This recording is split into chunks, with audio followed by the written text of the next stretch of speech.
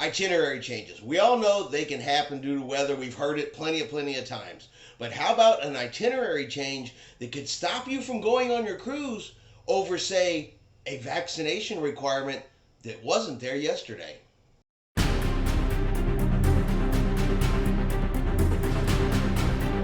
Chris here with High Seas Cruising, and welcome to today's video. Alright, Hurricane Fiona. She's been wreaking havoc all week long. San Juan, Puerto Rico, the Virgin Islands, damaged the cruise dock in the Grand Turks, and is now headed for Bermuda. Well, the fact that she's now heading for Bermuda has caused an itinerary change and may prevent some of the passengers from even being able to take the cruise. So the Norwegian Getaway, she's leaving New York today, originally scheduled to head south on a Bermuda cruise. Well, because of Hurricane Fiona moving into the area around the same time they expect the cruise ship is going to be there, she has had to make a complete itinerary change, and instead of going to Bermuda, she is going to head north and do New England and Canada instead. So we're talking opposite directions. Instead of south, we are heading north. Well, the problem is if you head north, particularly to Canada, well, Canada has different health and safety protocols than Bermuda does, and this is where it can affect some of the cruisers. Due to the storm's projected path, we will no longer be able to call to Bermuda. Please review this communication in its entirety, as embarkation sailing requirements have changed due to the required change in itinerary. Instead of Bermuda, the Norwegian Getaway is now going to do Newport, Rhode Island, Portland, Maine, and St. John, Newfoundland up in Canada, and will arrive back in New York 1 hour later than originally scheduled. So just a little, if you have one of those very early flights, when the Norwegian Getaway comes back and you happen to be on this cruise, something to keep an eye on too, because you may need to make some airlines adjustments if you picked one of the absolute earliest flights you could. But here's where the little catch comes into this itinerary change, because like I said, the travel requirements to Bermuda and the travel requirements to Canada, well, they are not the same. And since cruise passengers were only given a 1 day notice of this itinerary change, there's either going to be some scrambling going on or some people that may not even be able to take their cruise. So first up, all guests over the age of 12 need to be fully vaccinated.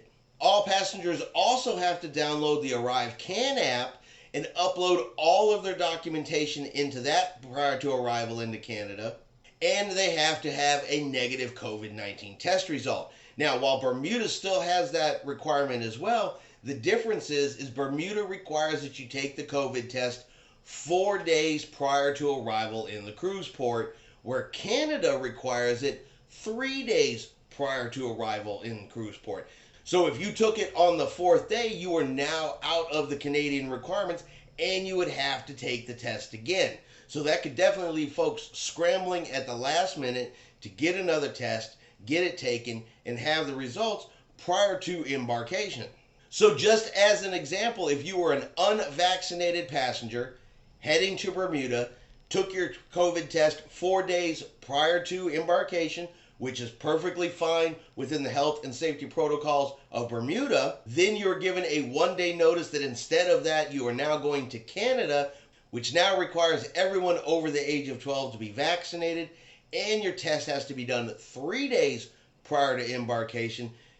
There's a possibility you may not be able to get on the cruise over this particular itinerary change. But for those that can't make the cruise because they don't meet the requirements, Norwegian Cruise Lines is offering a full refund in the form of future cruise credit. And that right there could be something that could, honestly piss a few people off.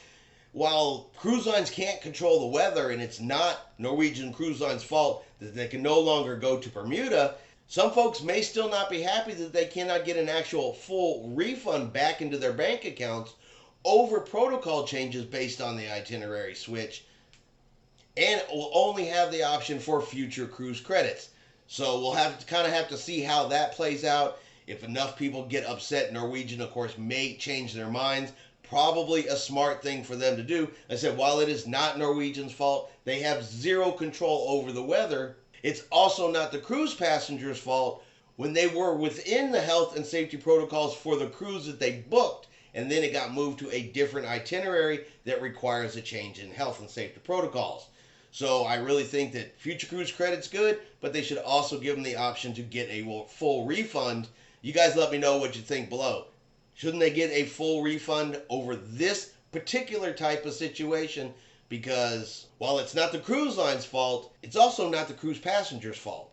It's just a situation from Mother Nature. Alright, and that is going to be our cruise news video for today. If you have enjoyed today's video, do me a favor and hit that like button for me. If you haven't done so yet, do me a favor and hit that subscribe button.